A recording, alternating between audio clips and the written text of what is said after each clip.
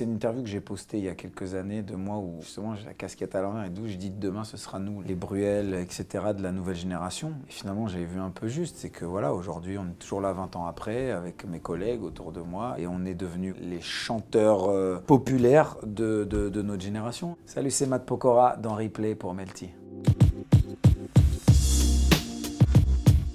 La première date importante, j'ai envie de dire oui, le concert des Backstreet Boys au Galaxy d'Amnéville en 97 je pense. Mais ça c'est sûr, c'est le premier concert de ma vie, je suis dans les gradins, je danse, je fais les chorés, la choré de Everybody.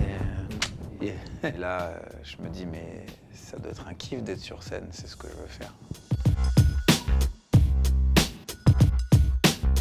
Ouais, j'avais un groupe avec mes potes à Strasbourg, j'étais avec 2 rappeurs, j'étais le chanteur du groupe et il y avait la fête de la musique, donc c'était le 21 juin 2003. C'était ma première scène, c'était même pas une scène, c'était un podium, hein. C'était une estrade même, j'ai envie de dire. Et du coup, c'est la première fois que je montais sur scène devant des gens, bon après, il n'y avait pas grand monde, hein. Et donc ça, c'était un peu, ouais, mettre un pied à l'étrier.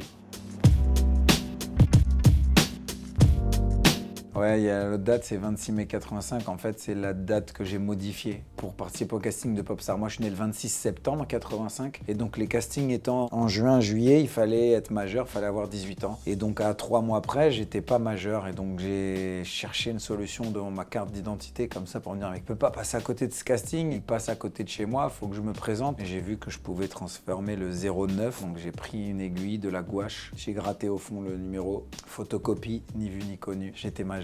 Et j'étais né 26 mai 85.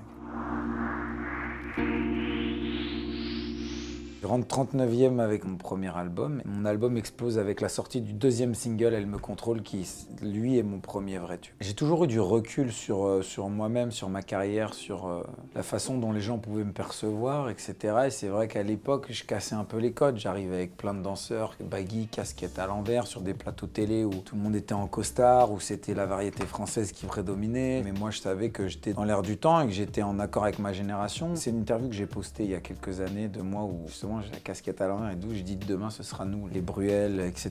de la nouvelle génération. Et finalement j'avais vu un peu juste, c'est que voilà, aujourd'hui on est toujours là 20 ans après avec mes collègues autour de moi et on est devenus les chanteurs populaires de notre génération.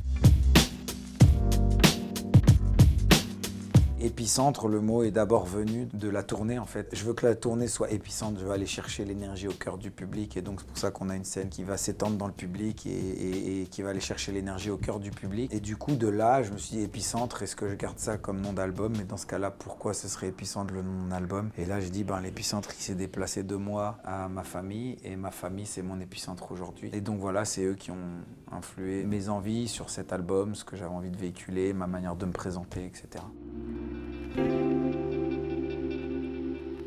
Une fois cet album défendu et cette tournée terminée, il y aura évidemment encore des choses qui arriveront. Je bosse sur le développement de fiction, de séries, de films. Ça, c'est aussi une étape que j'ai envie d'accélérer maintenant. C'est un process qui résonne de plus en plus en moi. Il y aura encore plein de belles choses à suivre, j'espère.